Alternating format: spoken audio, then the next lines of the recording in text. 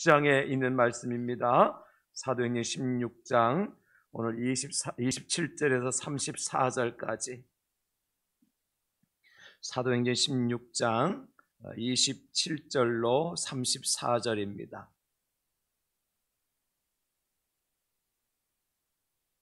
신약 216쪽 사도행전 16장 27절로 34절, 이 시간 우리에게 주신 하나님의 말씀을 함께 받도록 하겠습니다. 다 같이. 간수가 자다가 깨어 옥문들이 열린 것을 보고 죄수들이 도망한 줄 생각하고 칼을 빼어 자결하려 하거늘 바울이 크게 소리질러 이르되 내 몸을 상하지 말라, 우리가 다 여기 있노라 하니 간수가 등불을 달라고 하며 뛰어들어가 무서워 떨며 바울과 실라 앞에 엎드리고 그들을 데리고 나가 이르되 선생들이여 내가 어떻게 하여야 구원을 받으리까 하거늘 이르되 주 예수를 믿으라, 그리하면 너와 내 집이 구원을 받으리라 하고 주의 말씀을 그 사람과 그 집에 있는 모든 사람에게 전하더라. 그 밤 그 시각에 간수가 그들을 데려다가 그 맞은 자리를 씻어주고 자기와 그 온 가족이 다 세례를 받은 후 그들을 데리고 자기 집에 올라가서 음식을 차려주고 그와 온 집안이 하나님을 믿음으로 크게 기뻐하니라. 아멘. 사도행전을 또 다른 별명으로 성령행전 혹은 가정행전이라는 별명도 붙어 있습니다. 그 이유는 하나님께서 초대 예루살렘 교회에 성령을 부어주셨죠. 성령 받은 주의 백성들이 각 가정에 돌아가서 가정을 회복시키고 가정을 구원하게 되어지는 놀라운 역사가 일어났기 때문에 사도행전을 또 다른 말로 가정행전, 그렇게 말을 하는 것입니다. 여러분, 가화만사성이라는 말을 너무나 잘 알고 계시죠? 옛날에는 집에 들어갈 때 입구에 혹은 안방에 가장 잘 보이는 곳에 가화만사성이라고 붓글씨로 혹은 여러 가지 모양을 따라서 액자를 만들어 걸어놓았던 가정들이 참으로 많이 있었습니다. 거의 가정마다 70-80%는 가화만사성이 가훈과 같이 그렇게 걸려져 있는 것을 볼 수가 있었죠. 요즘에는 참 보기가 드뭅니다. 힘듭니다. 왜냐하면 새 아파트에 못질을 할 수 없으니까 액자가 있어도 못 걸어놔요. 세상이 많이 변화되었습니다만 그러나 걸어있던 걸려져 있지 않던 가화만사성이라고 하는 이 성어만큼은 우리가 다 기억하고 또 그렇다 인정할 수 있는 그런 말이라고 할 수 있겠죠. 예를 들어서 가정에서 부부싸움을 한 그러한 남편이 출근을 해서 아무리 회사에 좋은 일이 있어도 하루 종일 기분 나쁘게 생활할 수밖에 없고, 기분 나쁘게 시작된 하루 일과가 좋게 마무리될 이유가 없지요. 왜냐하면 가정에서부터 좋지 않은 일이 있었기 때문에 하는 일마다 안 되고 미스가 나고 실수가 되어지는 것을 체험하게 되는 겁니다. 그러나 반대로 회사에서 아주 안 좋은 기분 나쁜 일이 있었지만은 집에 돌아와 보니까 아이들이 아빠를 그렇게 참 왕 모시던 모시고 아내가 곱게 차려입고 남편을 맞이하게 되어지면 하루 종일 회사에서 있었던 기분 나빴던 일들, 피곤했던 일들이 다 잊어지고 또 마음이 상쾌해지는 것을 우리가 깨달아 알 수가 있는 겁니다. 그래서 가정이 행복해야 내가 행복하고 가정이 행복해야 교회도 행복한 법이죠. 가정이 너무너무 중요하다는 겁니다. 그래서 가화만사성이라는 말이 통하는 시대가 있었죠. 여러분, 그렇습니다. 우리 교회에서 성령 받은 사람들이 가정에 돌아가서 가정을 변화시킬 수가 있는 겁니다. 성경에 보면 이런 말씀이 기록되어져 있습니다. 사도행전 2장 44절로 46절에 보면 믿는 사람이 다 함께 있어 모든 물건을 서로 통용하고 또 재산과 소유를 팔아 각 사람의 필요를 따라 나눠주며 날마다 마음을 같이하여 성전에 모이기를 힘쓰고 집에서 떡을 떼며 기쁨과 순전한 마음으로 음식을 먹고, 이렇게 기록을 해주고 있습니다. 여기에 아주 중요한 두 구절이 있는데, 하나는 각 사람이 자기 재산과 소유를 팔아서 사람의 필요를 따라 나눠줬다는 겁니다. 여러분, 우리 집에 있는 재산을 팔아서 교회에 어렵고 힘든 가난한 사람들을 위해서 나누어 준다고 하는 것은 얼마나 어려운 일입니까? 왜 어렵습니까? 가장인 내가 하는데 가족들이 무슨 상관이야? 그렇게 할 수 없는 일이잖아요. 가족이 있으면 가족들과 함께 의논을 해야 되고 합의를 해야 되고 동의를 얻어야 되기 때문에 아무리 내 집에 있는 재산을 내가 판다 할지라도 그것을 팔아서 가난한 사람들에게 나누어 주는 것은 쉽지가 않습니다. 그런 일을 초대교회가 했다고 하는 것은 무엇을 우리에게 보여주고 있습니까? 가정이 바르게 세워져 있었구나. 그래서 가족들 간에 서로 의논하고 동의하고 합의하고 협치해서 그렇게 합시다. 그래가지고 자기 재산을 다 팔아가지고 교회에 어렵고 힘든 이웃을 돌아볼 수가 있었다는 거죠. 또 하나는 어떤 말씀이 있습니까? 집에서 떡을 떼며 기쁨과 순진한 마음으로 음식을 먹었다 그랬습니다. 집에서 떡을 뗐다. 가족들끼리 떡만 뗀 것이 아닐 겁니다. 성도들이 함께 집에 모여서 교제의 떡을 떼며 순진한 마음으로 함께 음식을 나누게 되어지는 역사가 초대교회 안에 있었다는 겁니다. 여러분, 요즘에 구역 목장 모임을 가정에서 잘 됩니까? 안 됩니까? 어렵습니다. 어려운 이유 중에 하나가 뭐냐면 가정을 오픈하기가 쉽지 않다는 겁니다. 내 안방을, 내 거실을 모르는 사람들에게 보여주고 오픈하고 함께 공유하기가 쉽지 않다는 거예요. 그래서 구역 목장 모임을 갖지만은 가정이 아니라 제3의 장소, 가장 쉽게 생각하는 교회에서. 근데 교회에서 구역 예배는 사실은 이게 참 맞을까 의문이 되어져요. 그래서 오늘날은 많은 사람들이 자기 가정을 오픈하고 가정에서 성도들 간의 아름다운 교제가 일어나는 것을 그렇게 달갑게 여기지를 않습니다. 왜냐하면 가족들에게 희생이 따라야 되고 또 서로 존중하며 순종하지 아니하면 이와 같은 일들을 할 수 없기 때문이죠.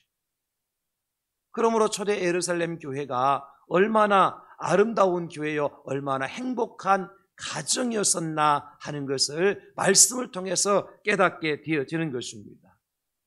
뿐만 아니라 교회에서 성령 충만의 은혜를 받은 성도들이 가정에 돌아가서 복음을 전하고 그들이 전한 복음을 듣고 온 가족이 예수님 믿고 돌아오는 역사도 일어났습니다.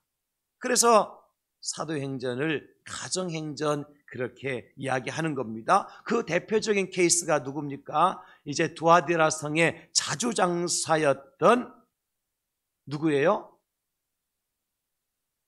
여자 이름. 루디아. 루디아 전도에 아무도 없어요, 여기? 그 여인이 바울이 전한 복음을 듣고 온 가족이 함께 세례받고 구원받아요. 뿐만 아니라 오늘 본문에 나오는 이 빌립보 감옥의 간수의 가정도 마찬가지죠. 바울과 실라를 만나서 예수님 믿고 구원받은 세례받은 대표적인 케이스가 바로 빌립보 감옥의 간수의 가정입니다. 이런 놀라운 역사가 초대교회의 성도들의 가정에서 일어났다. 저는 우리의 믿음의 변화가 저와 여러분들의 가정에서부터 시작되어질 수 있기를 예수님의 이름으로 축복합니다. 우리 가정에서 구원운동이 일어나야 되고 우리 가정에서 생명운동이 일어나야 되고 우리 가정에서 복음운동이 일어나야 되고 우리 가정에서 성령의 능력이 나타나야 돼요. 그래야 교회가 행복할 수 있습니다. 성령님은 교회에만 계시는 영이 아니십니다. 오히려 성령 받은 사람들 더 많은 시간을 보내고 더 많은 관계를 맺고 살아가는 곳이 어디입니까? 가정이라고 하는 공동체예요.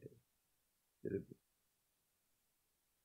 구약의 창세기에서 성령의 능력으로 지음받은 아담과 하와를 통해서 하나님께서 가장 먼저 창설했던 곳이 가정이라고 하는 공동체입니다. 그리고 신약에 들어와서는 사도행전에 성령을 받은 주의 제자들을 통해서 만들어 놓으신 또 제2의 공동체가 뭐냐면 교회라고 하는 것입니다.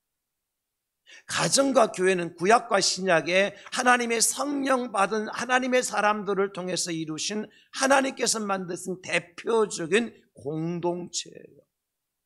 그래서 교회도 성령 공동체, 가정도 성령 공동체이어야 될 줄 믿으시기 바랍니다.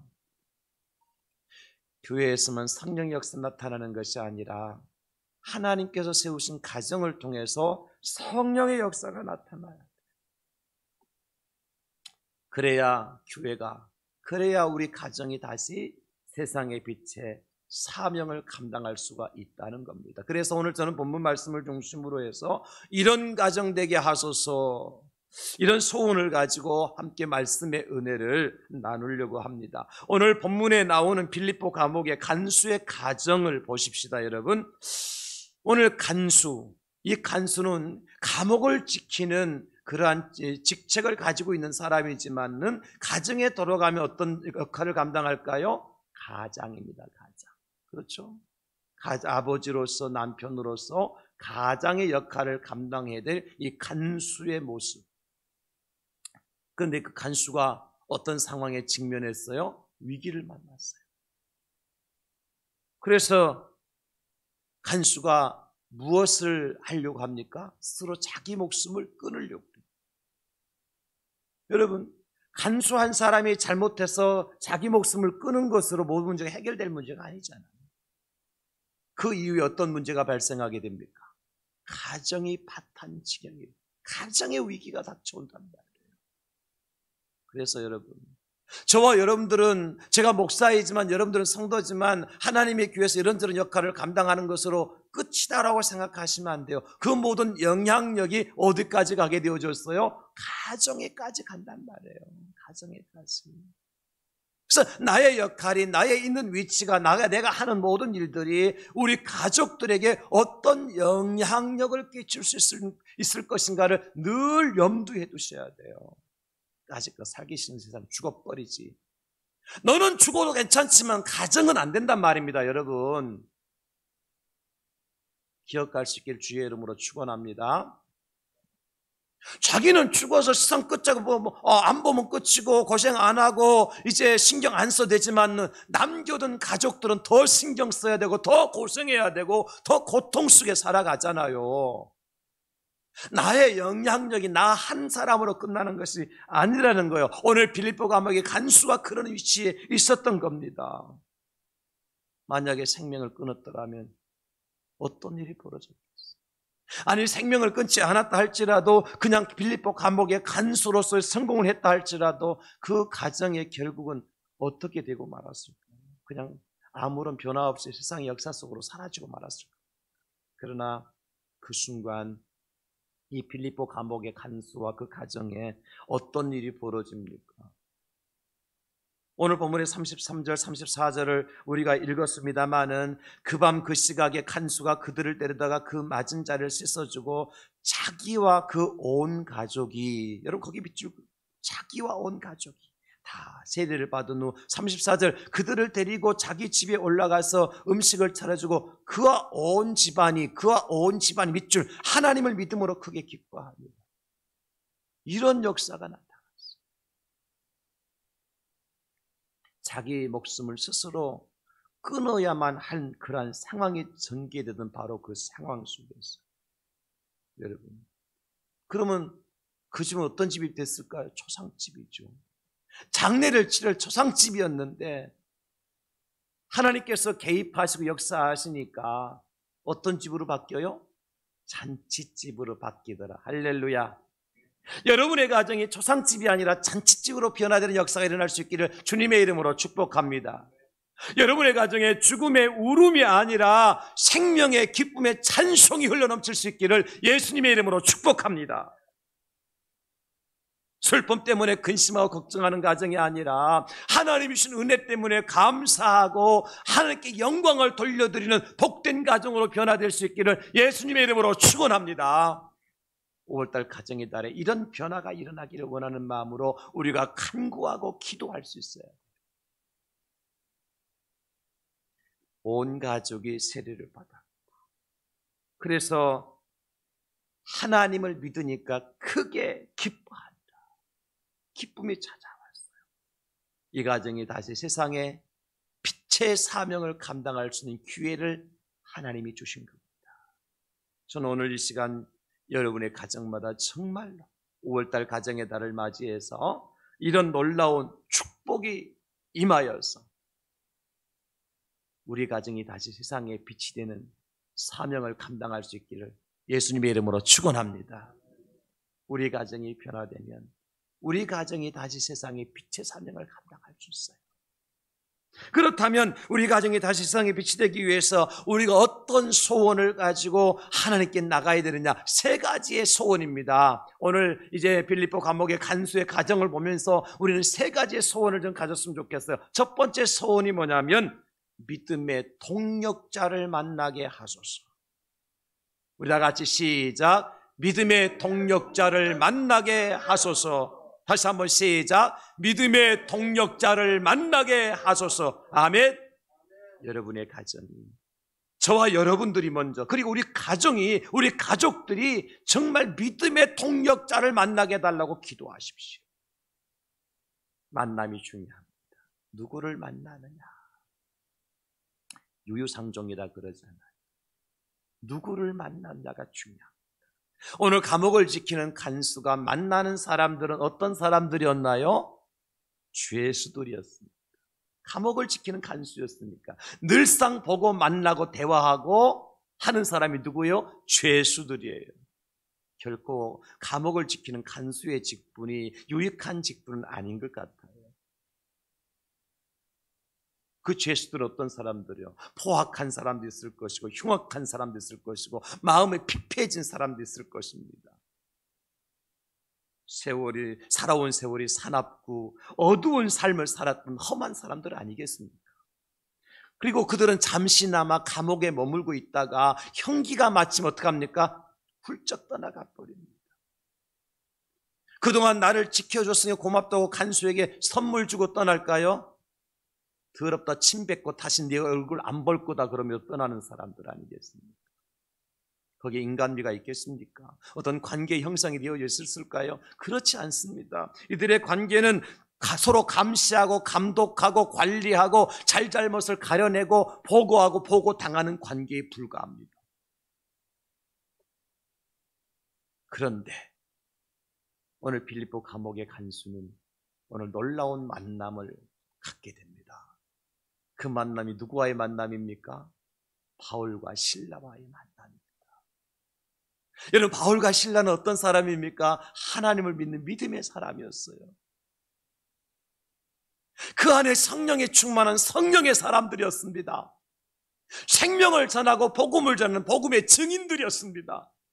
그런데 빌립보 감옥의 간수가 바로 그 복음의 증인, 생명을 간직한 자, 하나님의 사람, 믿음의 사람인 바울과 실라를 만났어요. 여러분, 이것이 그 빌립보 감옥의 인생과 그 가정을 바꾸어 놓는 놀라운 역사가 일어나는 시작이 되었던 겁니다. 이 만남이 너무너무 중요합니다. 물론 처음에 이 간수와 바울과 실라가 만났을 때 그 관계도 죄인과 간수와의 관계 전혀 다를 바가 없었을 겁니다. 왜냐하면 23절에 보면, 우리가 읽지 않아서 보면 앞에 23절에 보면 많이 친 후에 옥에 가두고 간수에게 명하여 든든히 지키라 하니, 간수가 할 일은요, 바울과 실라가 엉뚱한 짓 안 하고 감옥을 탈출하지 않고 싸움박질하지 않고 감옥 속에 조용히 지내도록 그저 매들고 다니면서 호령하고 그런 관계였을 겁니다. 그런데 그날 밤에 어떤 역사가 나타나죠? 하나님이 큰 역사를 행하십니다. 하나님께서 역사를 행하십니다. 여러분, 그 역사가 뭐예요? 큰 지진이 일어나요. 옥토가 흔들리기 시작했어요. 감옥문이 열렸어요. 그리고 죄수들에게 처했던 모든 착고가 풀려진 역사가 나타났어요. 잠시 잠을 자고 졸고 있다가 간수가 깨어서 보니까 난리가 난 거예요. 감옥문이 다 열렸잖아요. 그래서 죄수들이 다 도망간 줄 알고 간수가 자기 목숨을 스스로 끊으려고 했던 것이 아니겠습니까? 자기의 임무에 실패한 간수로서는 어차피 잡혀 들어가면 시컷 매를 맞든지 아니면 고난을 당하다가 사형 집행을 당할 수밖에 없는 그러한 처지에 있었던 것이 분명합니다. 그러니까 스스로 자기 목숨을 끊으려고 했던 거죠. 바로 그 순간에 이 간수의 운명을 바꾸어 놓는 놀라운 만남이 이루어집니다. 믿기지 않는 소리가 들립니다. 큰 소리가 들려왔습니다. 누구의 소리입니까? 바울의 소리였습니다. 너의 생명을 해하지 말아라. 우리가 다 여기 있다. 간수가 깜짝 놀라서 무릎 꿇고 엎드렸어요. 그러면 내가 어떻게 해야 구원을 받을 수 있겠습니까? 바울이 다시 외칩니다. 주 예수를 믿으라. 그리하면 너와 내 집이 구원을 받으리라. 내 생명을 해하지 말아라. 주 예수를 믿고 구원받으라. 이것이 누구를 통해 들려온 말씀이에요? 사도 바울을 통해 들려온 메시지예요. 바울을 만나지 아니하였더라면, 여러분, 다른 제수들만 그 가운데 있었더라면 오늘 간수의 운명은 거기서 끝장나 버리는 겁니다. 그런데 하나님은 그 간수에게 바울을 만나게 해주셨어요. 사도를 만나게 해주셨어요. 믿음의 사람을 만나게 해주셨어요. 생명을 간직한 자를 만나게 해주셨어요. 성령 충만한 자를 만나게 해주셨어요. 복음의 증인을 만나게 해주셨어요. 그럴 때 이 간수와 그 가정의 운명이 바꾸어집니다. 저는 이런 놀라운 역사가 저와 여러분들 가정에도 일어날 수 있기를 예수님의 이름으로 축원합니다. 누구를 만나야 돼요? 믿음의 사람을 만나야 돼요. 복음의 증인을 만나야 돼요. 생명을 가진 자를 만나야 돼요. 성령 충만한 사람을 만나야 돼요.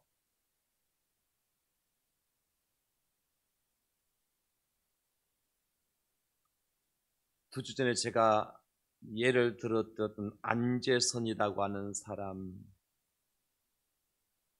신미주의자고 예수 믿는 사람이라는 것 때문에 자기 친구 두 사람을 총으로 쏴 죽입니다. 안재선은 사형 집행을 앞에 두고 있는데 바로 그날 그에게 새로운 소식이 들려옵니다.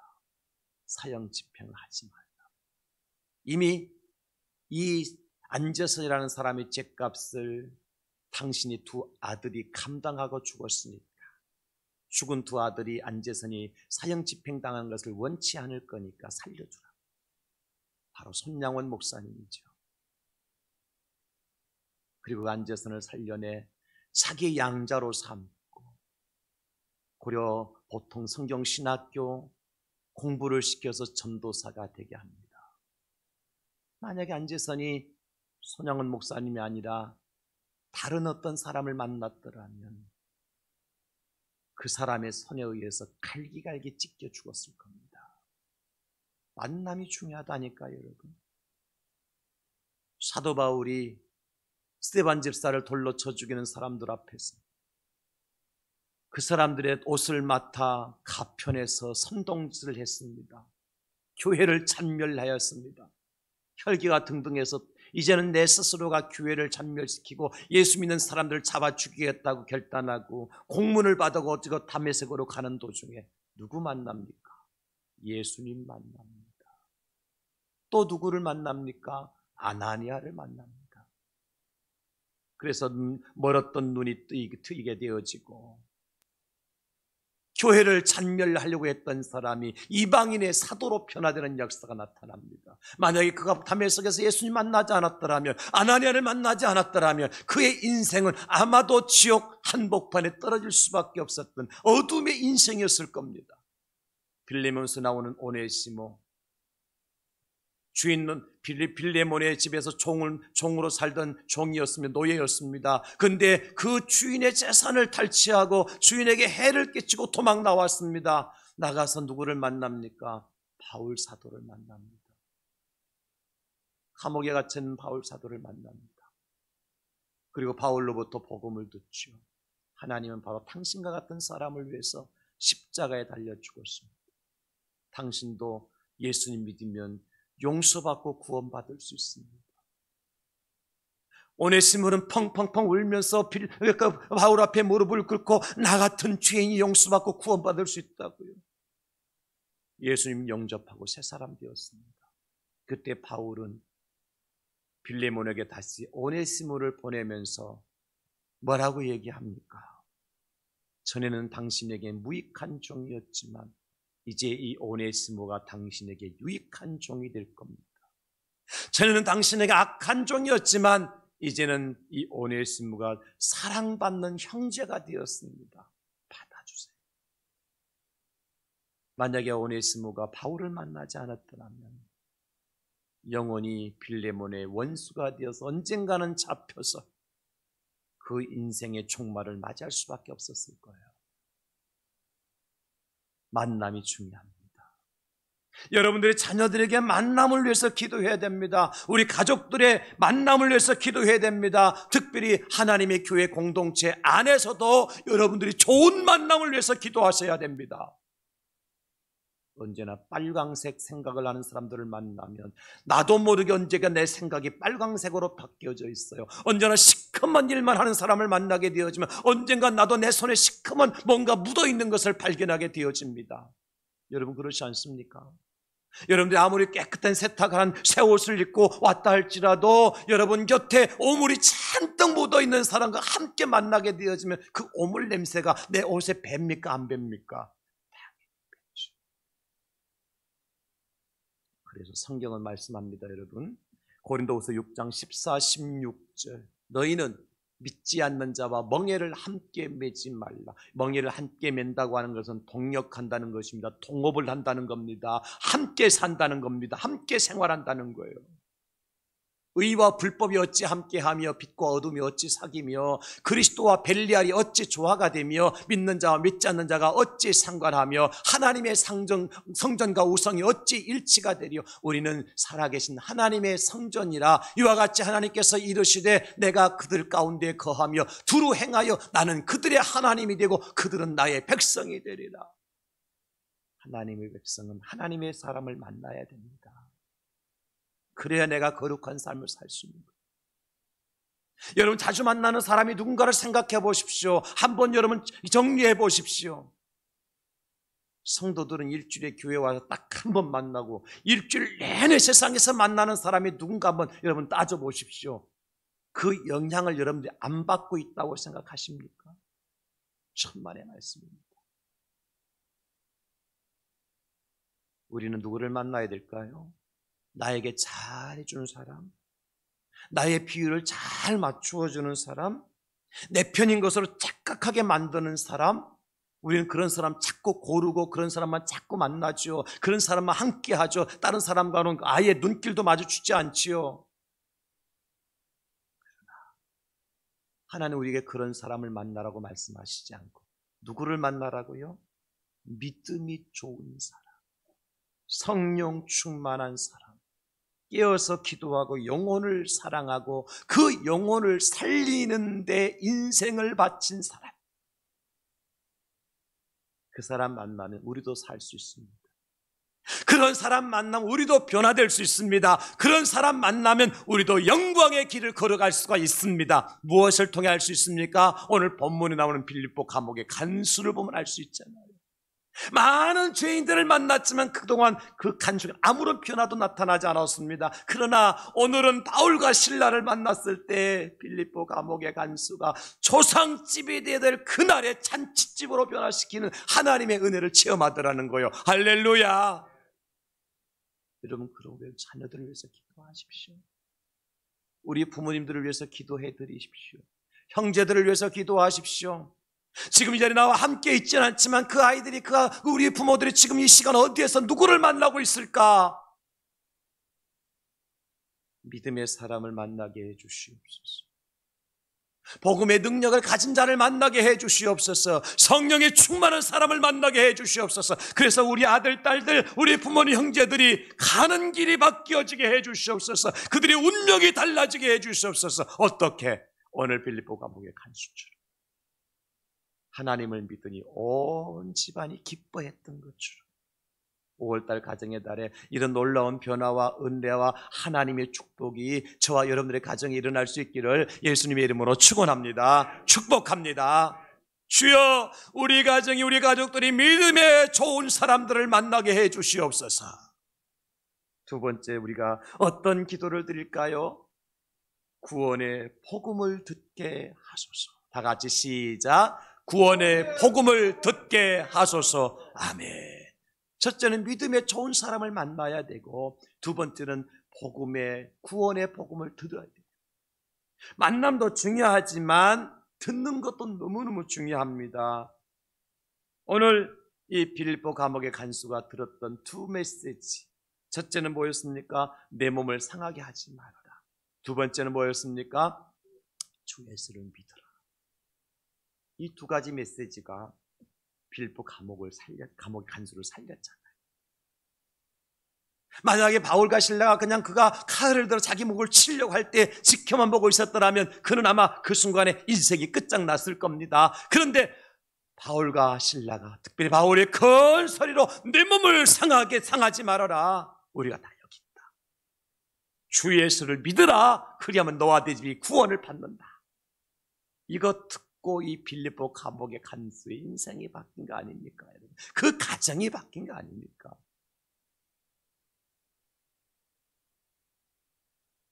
바울의 복음은 간단하고 명료했습니다. 내 몸 상하게 하지 말고 예수님 믿으라. 오직 예수 그리스도만이 우리의 진정한 구세주이시다. 여러분, 그렇습니다. 우리 귀가 무엇을 듣는가가 매우 중요합니다. 왜냐하면 사람은 듣는 대로 반응하기 때문입니다. 듣는 대로 반응합니다. 여러분, 오른손 한번 들어보세요. 두 사람 빼고 다 들었네. 내리세요. 오른손 들었잖아요. 내리니까 내렸잖아요. 듣는 대로 반응하는 겁니다. 이 반응 안 하는 사람은 약간 기가 어둡든지 아니면 다른 생각했다든지 그랬을 거예요. 그래서 우리가 흔히 하는 말이 서당계 3년이면 풍모를 읊는다. 서당계 맨날 듣는 소리가 뭘까요? 하늘천 따지 거물현 두루왕. 이거 듣고 있잖아요. 그래 개가 짖어도 그걸 짖는 거예요. 자기도 우리가 잘 몰라서 그렇지.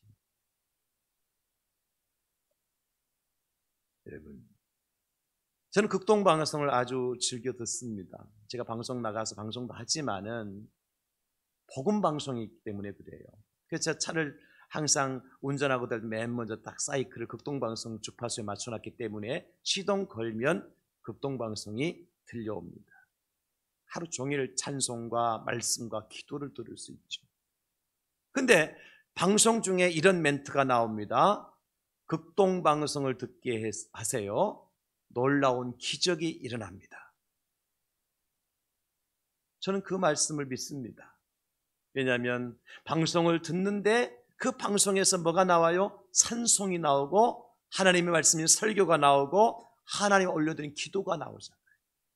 기도할 때 나도 같이 기도하고 찬송할 때 나도 같이 찬송하고 설교할 때 내 마음에 하나님 말씀을 새기고, 그래서 많은 사람들이 변화된 간증의 스토리가 극동방송국에 계속 접수가 되는 거예요.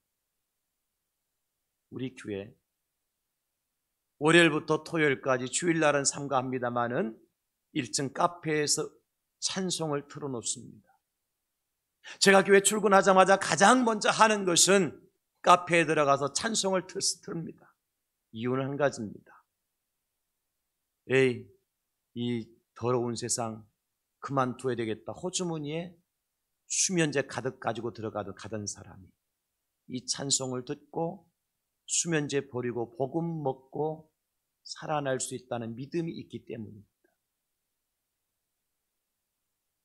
당장 친구네가 한번 얼굴 쥐어받고 싶어서 살기 등등해서 친구 만나러 가는 그 사람이 이 찬송을 듣고 가다가 그 마음이 변해서 친구에게 선물을 사들고 갈 수 있다는 사실을 저는 믿기 때문입니다. 왜냐하면 듣는 게 중요하기 때문에. 무엇을 듣는가? 유대인들이 세계에서 노벨상을 가장 많이 받은 가장 지혜로운 민족이라 그러잖아요. 그들의 교육의 가장 기본적인 교육 방침 중에 하나가 뭡니까? 쇠마라고 하는 겁니다. 들으라, 들려주는 교육이에요. 신명기 6장 4절로 9절입니다. 이스라엘아 들으라, 우리 하나님 여호와는 오직 유일한 여호와이시니 너는 마음을 다하고 뜻을 다하고 힘을 다하여 내 하나님 여호와를 사랑하라. 오늘 내가 내게 명하는 이 말씀을 너는 마음에 새기고 내 자녀에게 부지런히 가르치며 집에 앉았을 때든지 길을 갈 때든지 누워있을 때든지 일어날 때든지 이 말씀을 강론할 것이며, 여러분 이스라엘 랍비들이 그 자녀들에게 학생들에게 가르치는 방법은 아주 간단합니다. 칠판에 복잡하게 써놓고 풀이하는 것이 아닙니다. 그냥 율법을 들려주는 겁니다. 읽어주는 겁니다. 그들의 귀에 들릴 수 있도록. 부모도 마찬가지예요. 계속해서 하나님 말씀을 들려줍니다. 그 말씀이 귀에 딱지가 앉을 때까지. 그러면 그 아이들은 그 말씀이 능력이 되고 말씀이 힘이 되어서 세계에서 가장 유수한 노벨상을 타는 지혜로운 아이들로 자라는 겁니다. 뭐가 중요해요? 듣는 것이 중요합니다. 그래서 성경은 말씀합니다. 귀 있는 자는 성령이 교회들에게 하시는 말씀을 들을지어다. 이기는 그에게 내가 하나님의 낙원에 있는 생명나무 열매를 주어 먹게 하리라. 하나님의 귀를 왜 만들어 놓으셨어요? 들으라고. 듣는 귀가 복된 귀인데 무엇을 들어야 돼요? 생명의 말씀에 복음을 들어야 돼요. 그래야 생명나무 열매를 주워 먹을 수 있습니다. 여러분, 믿음은 들음에서 납니다. 그럼 불신앙은요, 역시 들음에서 납니다.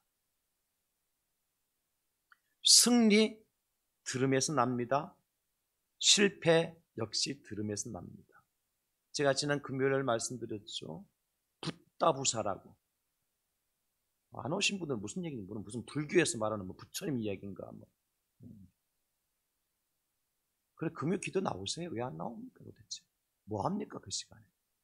TV 재미난 프로 해요 그 시간에? 피곤해서요? 예, 같이 나옵니다. 피곤해서 안 나옵니다. 붓다부사가 뭔지 아세요?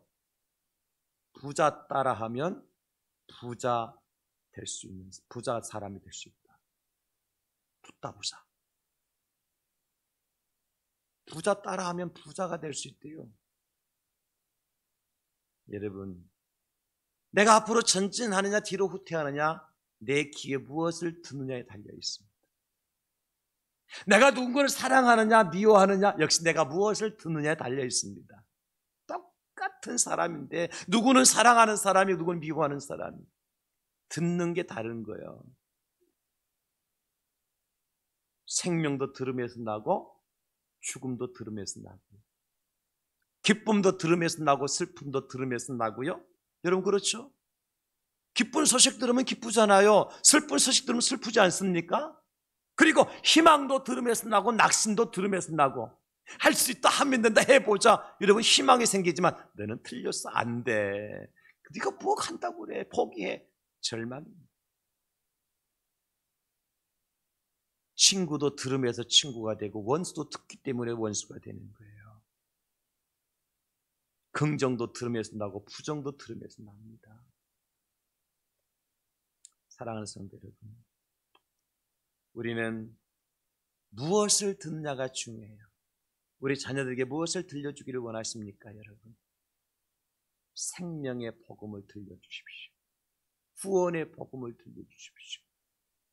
오늘 빌립보 감옥의 간수, 인생 끝장날 줄 알았습니다. 그런데 내 생명을 해하지 마라. 내 몸을 상하지 마라. 그리고 주 예수를 믿으라. 그리하면 너와 내 집이 구원을 받는다. 이 복음 메시지가 빌립보 감옥의 간수를 살리고 그 가정을 살려요. 여러분 가정이 살아나기를 원하십니까? 여러분 자녀들이 살아나기를 원하십니까? 그 자녀들에게 공부해라, 공부해서 남주냐 하지 말고 뭐 해야 돼요? 예수님 믿자. 내가 믿은 예수 너도 믿자. 그리고 공부해서 남주자. 그래야 되는 거예요. 사랑하는 성도 여러분, 우리가 우리 가족들에게, 자녀들에게 먼저 구원의 복음을 전하고, 저와 여러분들이 구원의 복음을 전하는 곳이라면 길을 열고 그 복음을 듣기를 강청합니다. 그래서 빌보 감옥의 간수가 받았던 놀라운 영광의 축복이 여러분들의 가정의 것이 될 수 있기를 예수님의 이름으로 축원합니다. 듣는 게 중요하다.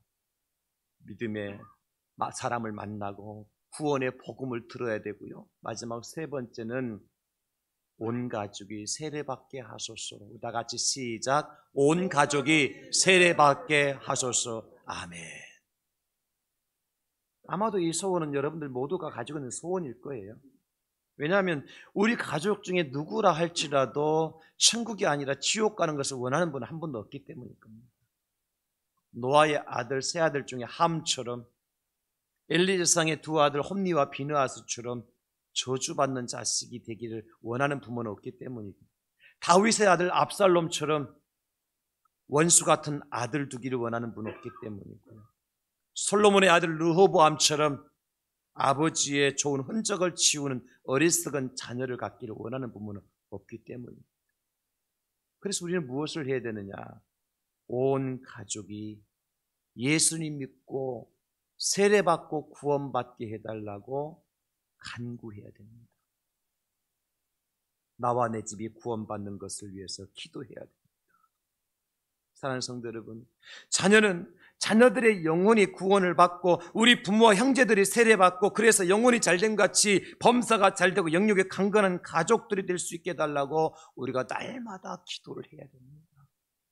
성경에 누가복음 16장에 보면 부자와 거짓 나사로의 비유가 나오지 않습니까? 날마다 호요호식하던 부자도 죽고 거지로 살던 나사로도 죽었는데, 부자는 죽어서 지옥에 갔고 거짓 나사로는 죽어서 천국에 있는 아브라함의 품에 안깁니다. 그때에 부자가 마지막으로 소원을 빌지요. 그 소원이 뭔지 압니까? 누가복음 16장 27절 28절에 이르되 그럼 아버지여 구하오니 나사로를 내 아버지의 집에 보내소서. 내 형제 다섯이 있으니 그들에게 증언하게 하여 그들로 이 고통받는 곳에 오지 않게 하소서. 물 한 봉을 달라고 해도 물 안 주니까, 그러면 나는 이미 끝장났으니까 어쩔 수 없고, 아직 이 지옥 항복판에 떨어지지 않은 내 형제 다섯이 있는데 그들이라도 이 고통받는 곳에 오지 않도록 나사로를 보내서 복음을 좀 전하게 해달라고. 그러나 상황은 끝이 난 상황 아닙니까? 후회는 아무리 빨라도 늦습니다, 여러분. 그래서 하나님 우리에게 어떤 선물을 주셨느냐? 오늘이라고 하는 선물을 주신 거예요. 2022년 5월 가정의 달이 가장 중요합니다. 2023년 5월 가정의 달이 또 올 수 있다고, 내가 그 달을 또 맞이할 수 있다고 장담할 수 있는 사람은 한 사람도 없습니다. 지난 금요일 날 저희 모친께서 구순이 되어서 형제들이 함께 모여서 이제 간단하게나 축하의 시간을 가졌습니다. 90대신 모친, 온 형제들이 함께 모여서 축하해드리고 절도 하고 같이 예배도 드리고 선물도 드리고, 그렇게 한 목적은 한 가지입니다. 2023년도 91번째 되는 생신 축하를 우리가 또 해줄 수 있겠는가, 그런 마음이었습니다. 한결같이. 그러니까 이번이 마지막이라고 생각하고 우리 정성을 다해서 어머님의 생신을 축하해드리자, 할머니의 생신을 축하해드리자, 그런 마음으로 가족들이 모였습니다.